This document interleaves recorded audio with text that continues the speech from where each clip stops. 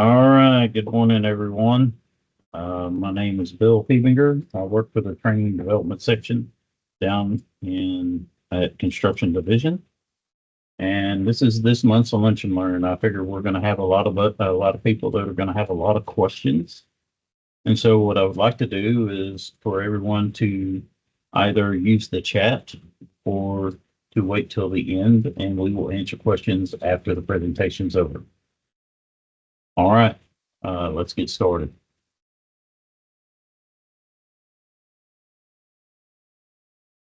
All right, where we still have guidance for how we're going to fill out a DWR, and this pertains to site manager as well. And this is where you can find that information. It's on our construction support site. And if you'll see, you have to scroll down till you get to DWR guidance. And we have a presentation and some blank templates and examples if you wish to go and check those out or download them. This is where to find them at. And give you all a second to screenshot that if you wish. If not, we are also recording this, and this will be available after we're finished. Okay, so now we're going to get over to our live presentation. All right. If you saw that little warning there, it says if you don't use your APCM for 15 minutes, it will kick you out. But it's just real easy to get logged back in. And if you'll see here, I've got two tabs pulled up. One is our test environment. That's where I'll be creating a DWR today. And I also wanted to show y'all that we also have a production environment. That's the environment that you will be using once we go live with APCM. So just make sure that you are logged into the proper environment when you get ready to do your DWR work. I'm going to go ahead and close this one out, and we'll go ahead and get started. This right here, we have a home button. And if you expand this, you'll see the roles in which you were assigned. Some of y'all will have multiple roles, some of you will not. For this example, I'm a project manager. So this is the role in which I'm going to create my DWR. So let's get defining the DWR we wish to and the contract in which we wish to make the DWR in. So we want to go to contract progress.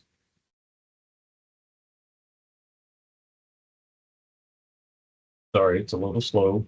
Hopefully y'all are seeing what I am. We have here, can everybody see my screen and hear me? Yes, sir. Oh, yes, okay. sir. Yes. I just wanted to be sure. I was getting a few chat messages. Yes. So I just wanted to make sure. Okay. So for this example, these are the contracts in which I have access to. And if you'll notice down here at the bottom, it says you can load the next 32. I'm going to go ahead and click this because the contract in which I would like to create a DWR in is below here. Also, you can use the search box up here at the top as well. So, for example, if I know the first three numbers of the contract that I'm going to use, and it automatically pulls that up. But you can do it this way, or you can do it the other way. But I'm going to go back and erase that, and then wait for APCM to catch up. Next 32 once more.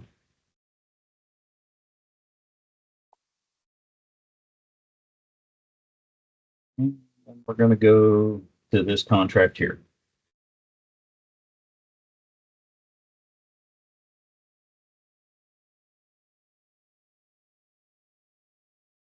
Sorry, it's running a little slow today.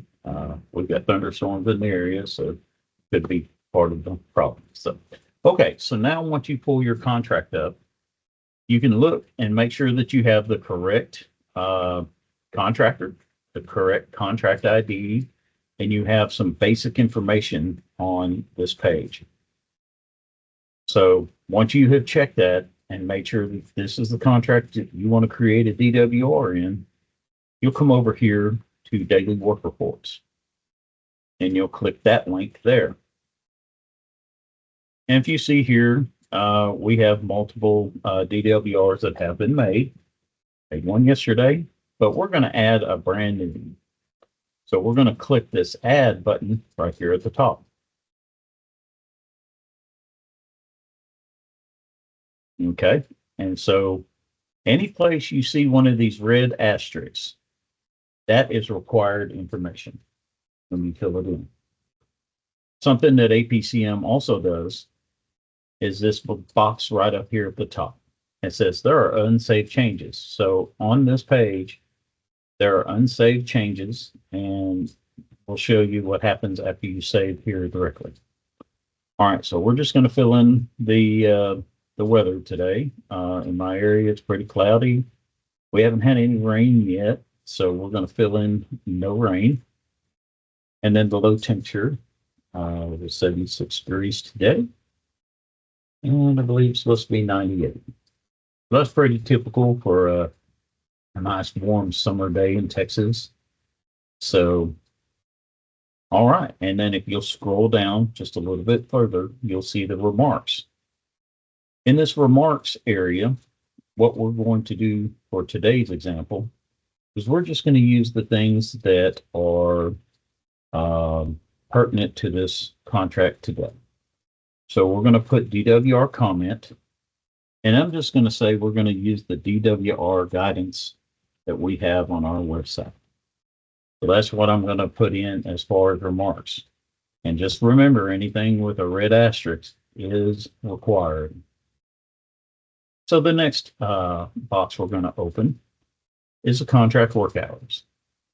And we know it was our contractor was J. Lee Milligan, because that's what the contract said. And they worked from 7 a.m. to 5 p.m. And so we have put our comments and the things that are pertinent to this contract in this area here. And you may also have some district guidance that may change some of this up, but this is what we're going to do for today's example. Then we're going to go over here and we're going to click this save button. And you'll notice after we click the save button, you've got a green box up here. So you see how it changed from like a yellowish tan box to a green box. And green means go, so that means we should go on to the next page, correct? That's the way I look at it. So now we're going to go to the contractors on site. A lot of this is set up similar to Site Manager. So if you're already using Site Manager, this will be a really easy thing for you to go over and start using. A lot of similarities between those two. So we're going to select our contractor. And in this case, we've only got one contractor on site that's approved to work on this site. So we're going to click them. And you'll notice that you get a green check mark right here. So you know it's been selected. Then you'll click the box down here that says add to DWR contractors. So, and automatically this yellowish tan box comes up that says you have unsaved changes. This happens nearly every screen that you will go to. So right here, I don't know if you can see this or not. We had trouble viewing. Can everybody see the calendar on this? If not, you can see the calendar. Okay, so we got a lot of thumbs up here. Okay, so you see here, we can actually change the time. We just have to scroll, find the time that they started here. And I'm going to say, just like we put in our DWR comments, that they started at 7 a.m. and then they work till 5 p.m. And just like that, we have put in the contractor work hours. It's calculated it for us as 10 hours. And obviously they're the prime. So then we're going to save this right up here at the top. And you'll see that the save is complete. You don't want to move on to another screen until you have saved your work for sure. Okay. And then we'll go to contractor equipment. We're going to make it pretty simple here. You see this arrow right here? This is your actions menu. You'll see lots of these action menus throughout APCM that will come up with items of action that you can do for this particular screen. And what we want to do is we want to select our equipment that's going to go for this contractor. And you'll see here that we're showing 50 of 92 different lines. You can see there's a lot of different equipment here. So just for the sake of making it easy, we're gonna click just a couple of things here. One of the things that I do like about APCM is that when we have these lines at the very bottom that are other, when you click those and you see we're going to add that equipment, you'll see right here that you can add the number on site, just like in Site Manager, and the hours used. So we're just going to do that real quick, like, and they work 10 hours. And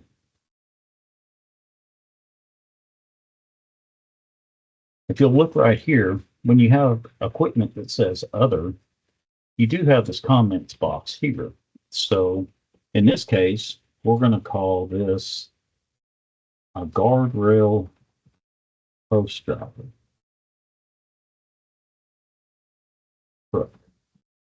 Because that's what they have out there when they put guardrail in. So how would you put that in? Otherwise, you could put it in as a drill truck, but it also drives the post as well. So you could put it in a couple of different ways, but this description right here is real descriptive for what that piece of equipment is being used for. So I really like the opportunity to go in and put the comment in there. And if you saw, there was multiple lines for other equipment. So it works really well to be descriptive about the kinds of equipment that might be on site. Okay. And so now we're going to, of course, hit the save button.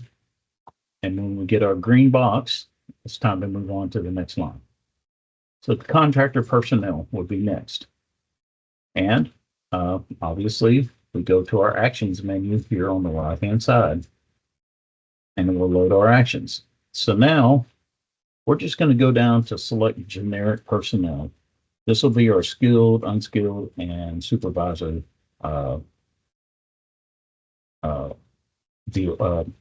personnel. So once we've selected all three, we can add them all at one time. We don't have to do them one at a time. We can add all three at once, and we'll add it to the DWR. And just for the sake of making it easy, we're going to make it real simple. And we're going to put one supervisor, one skilled, and then we'll put two unskilled. And we'll call it two unskilled because maybe there's language. Okay. And you could also put those comments in here if needed. And then obviously once you've got those populated there, you can go here to save.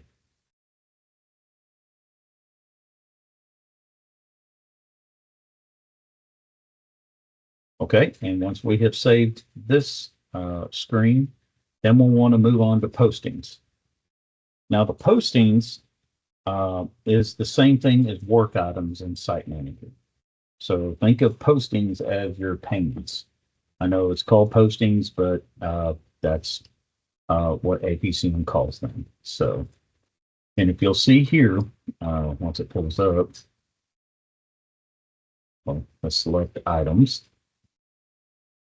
And then you'll get this thing where you can filter out your categories, your contractors. So if you had a subcontractor doing certain work that they are only going to perform, like a DBE or what have you, you can put your contractor in here. Obviously, we only have one for this job, and we've only got, you know, 8 or 9 different lines here to choose from. So there's not a whole lot we could filter here, but sometimes you have multiple different projects, especially on your RMC projects. So anyway, we're just going to pick a couple of items and we're just going to go through them. So we're going to pick that one, and we're just going to pick that one. Just to make it simple, we're going to pick 2 different items here. And obviously we've got the green check mark, so then we're going to hit save.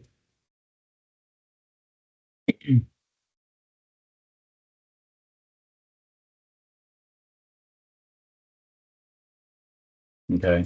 Now we've got our 2 different lines here. And so what we have to do is go up to our actions menu. Remember the actions menu. This is where you're going to find what to do. And right here, we could delete it, but we don't want to do that. We want a new posting. So that's a new payment. And again here, if you'll see, we have red asterisks. So these are mandatory fields that you must fill out. So what we're going to do is we're going to just, we're going to put 4 in treatments, and we're going to use just some generic stations.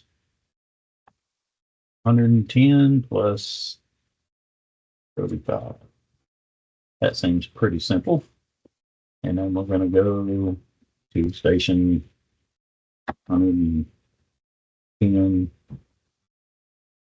to 60, 160, 2 plus 60. So those are not required, but they do help us, especially if you need to go back out and find a particular location where a certain item has been installed. These are very, very helpful. So those are, and if you wanted to put the offset and the offset distance, that is fine as well. I'm not going to do that for this demonstration. And then we're going to go to the location. So this could be, you know, I'm just going to use a generic description here. We're just going to say northbound shoulder of US 789. Now, somebody could tell me where 789 is. I probably know where it's at too. So, all right. And you just put your sheet number in which that item of work applies to. So I'm just going to use page number 50. And then what are we going to do right here? We're going to save this. So we have saved this, and we could actually move on, but we have an item we haven't done anything with. And okay, the reason why I wanted to save this is so this would come up. You see this warning right here?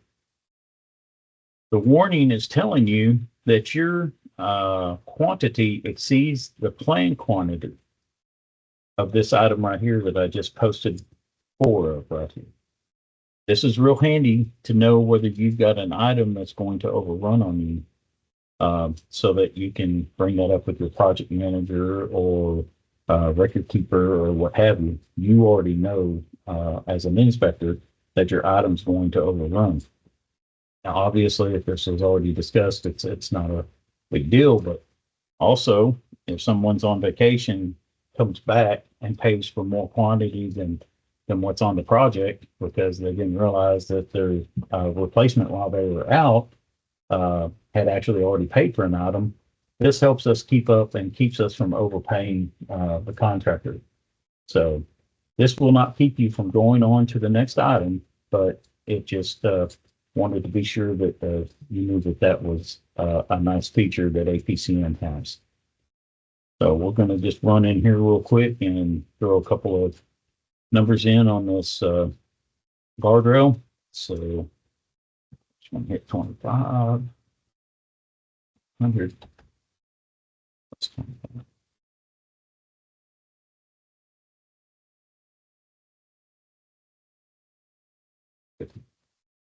Okay.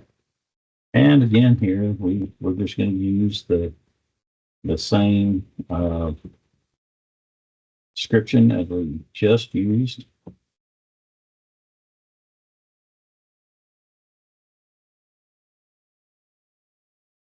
And it's pretty simple. Anything with that red asterisk is super important. All the other information is very helpful, especially for an audit or something that needs to be rechecked in the field.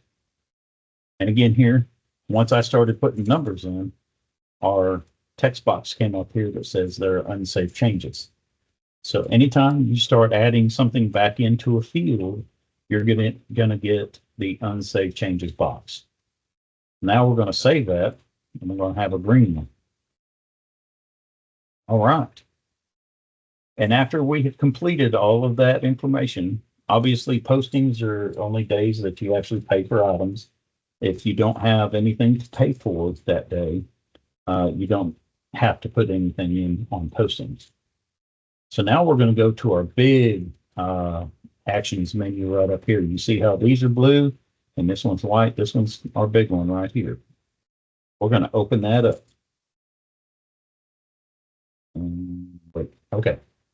So now we need to submit it for approval. So as an inspector or anybody that's doing a DWR, you're going to submit it, and whether another inspector approves it or your project manager, record keeper, whatever your district policy is on that, they will go in and approve the DWR just like you're doing now with site manager.